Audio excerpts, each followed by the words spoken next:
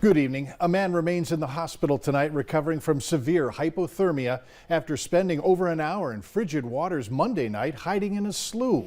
It happened near Spiritwood just before 7:30 when North Dakota Highway Patrol says the man led officers on a high-speed pursuit, ditched his car, and fled on foot into weeds and water, forcing a large manhunt by several agencies that later had to carry the nearly frozen man to safety. Valley News Team's crime and safety reporter Bailey Hurley talked with a trooper who was on scene last night and has this bizarre story.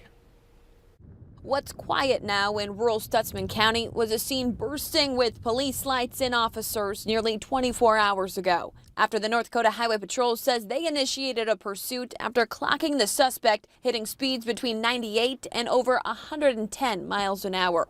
I think we're seeing higher speeds across the nation.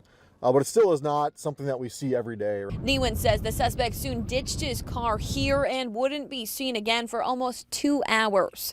Meanwhile, dozens of officers trudged through the snow, ice, and frigid ankle and knee-deep water in hopes of finding the man before it was too late. If we would not have found him when we did, he most likely would have fallen asleep out there. It would have been very difficult to find him because he was laying underneath the reeds.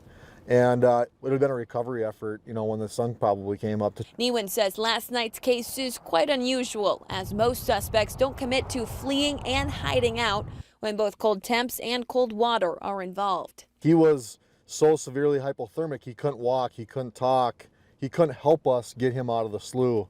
And so we had to, physically lift him, carry him. And the incident has Newen emphasizing to the public fleeing from officers isn't worth it, as you just don't know who or what could cross your path and end with deadly consequences.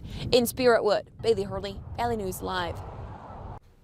The man's name has not been released. He has not been officially charged. 2 other people were in the car at the time of the pursuit. Officials say they did not flee. They were arrested on the scene.